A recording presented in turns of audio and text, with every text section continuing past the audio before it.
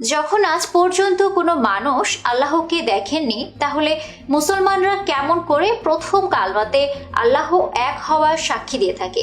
কেন তারা বলে আল্লাহ ছাড়া কোনো মাবুদ নেই? দ্বিতীয় প্রশ্ন, যখন পৃথিবীর সমস্ত কিছু আল্লাহ তাআলার অনুগত, তাহলে এই পৃথিবীতে যা কিছু হয় ভালো মন্দ তার সমস্ত কিছু আল্লাহর হুকুমেই হয়ে থাকে। তাহলে এই পৃথিবীতে কোনো খারাপ কাজের জন্য মানুষ কেন দোষী হয়ে থাকে? কেন সে সাজা পাবে? তৃতীয় নম্বর প্রশ্ন, মুসলিমরা বলে যে শয়তান আগুন থেকে জন্ম নিয়েছে, আবার আল্লাহ তাআলা বলেন কাল কিয়ামতের দিন শয়তানকে জাহান্নামের আগুনে নিক্ষেপ করা হবে।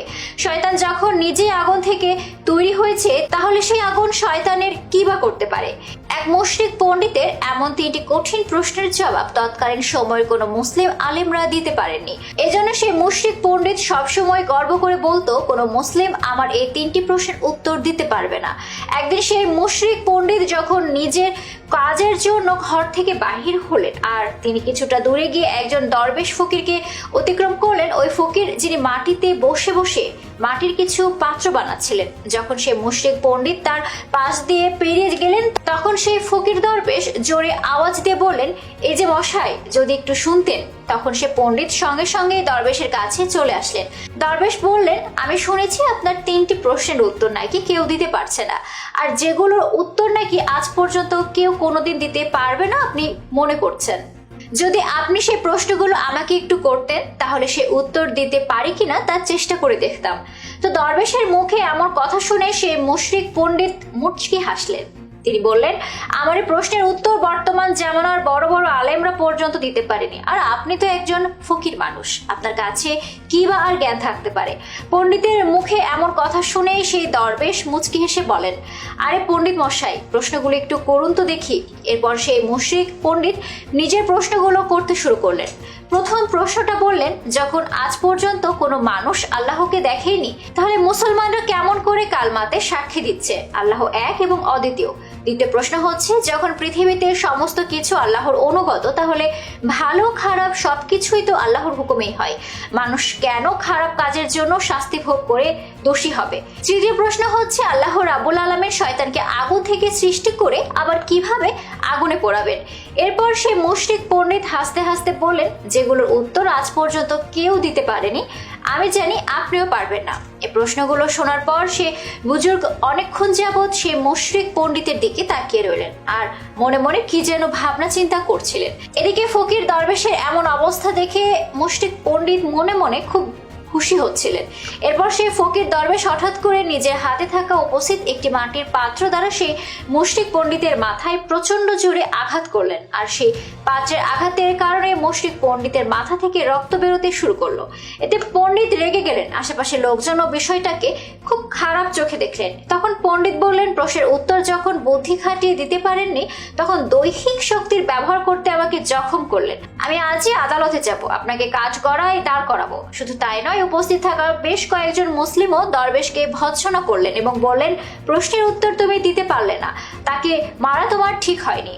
তো যাই হোক, শেষ পর্যন্ত মামলা আদালতে গড়ালো। তৎকালীন কাজী সাহেবের সামনে সেই ফকিরকে জিজ্ঞাসাবাদ করা হলো। কাজী সাহেব বললেন, আপনি এই ব্যক্তিকে মেরেছেন কেন? উত্তরে দরবেশ বললেন, আমি তো পণ্ডিতকে আঘাত করিনি, বরং পণ্ডিতের সেই তিনটি প্রশ্নের উত্তর আমি তাকে দিয়েছি। এই কথাগুলো শুনে আদালতে থাকা সবাই অবাক হয়ে গেলেন, কারণ তারা সবাই জানতেন এই মুশরিক পণ্ডিতের তিনটি কঠিন প্রশ্নের উত্তর আজ পর্যন্ত কেউ দিতে পারেনি। এবার হাকিম সাহেব বললেন, পণ্ডিতের সেই প্রশ্নের উত্তরগুলো কোথায়? আপনি তো তাকে আঘাত করলেন, এর মধ্যে তো আমি কোনো উত্তর দেখতে পাচ্ছি না। এমন কথা শুনে সেই বুজুর্গ ব্যক্তি বলতে লাগলেন, কাজী সাহেব, পণ্ডিত আমার কাছে প্রশ্ন করেছিলেন, যখন আল্লাহকে দেখাই যায় না, তাহলে তোমরা কেমন করে তার উপস্থিতির সাক্ষী দিয়ে থাকো? পণ্ডিতের এই উত্তর আমার উপর লাগানো এই অভিযোগের মধ্যেই রয়েছে। তিনি বলেছিলেন যে আমার মাথাতে চোট লাগার কারণে আমার মাথায় খুবই ব্যথা অনুভূত হচ্ছে, কিন্তু তার যে ব্যথা হচ্ছে তার কি কোনো প্রমাণ উপস্থিত রয়েছে, সাক্ষী উপস্থিত আছে? এটা শুনে সেই পণ্ডিত বলতে লাগলেন, এ কথার সাক্ষী হবে কেমন করে? দরবেশ বললেন, তাহলে আমি কিভাবে মেনে নিব যে আপনার ব্যথা হচ্ছে? এটা শুনে মুশরিক পণ্ডিত বলেন, আরে জনাব, আমার ব্যথা অনুভব হচ্ছে, আমি ব্যথাকে অনুভব করছি, আর এজন্য আমি বলতে পারছি যে আমার ব্যথা হচ্ছে। একথা শুনে ফকির দরবেশ বললেন, ঠিক এখন যেমন আপনার ব্যথা দেখা যাচ্ছে না, শুধুমাত্র অনুভব করছেন, ঠিক তেমনই আমরা আল্লাহকে দেখতে পাই না, কিন্তু সবসময় আমরা তাকে অনুভব করি।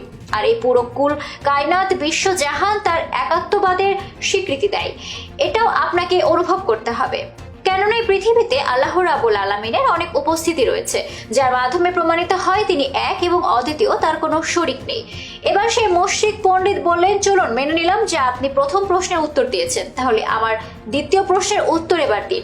তারপর সেই বুজুর্গ দরবেশ বলতে লাগলেন, আপনি বলেছিলেন যা কিছু হয় তা আল্লাহ রাব্বুল আলামিন করে থাকেন, তাহলে কোনো খারাপ কাজের দোষ মানুষ কেন নেবে এবং এর জন্য মানুষ কেন শাস্তি পাবে?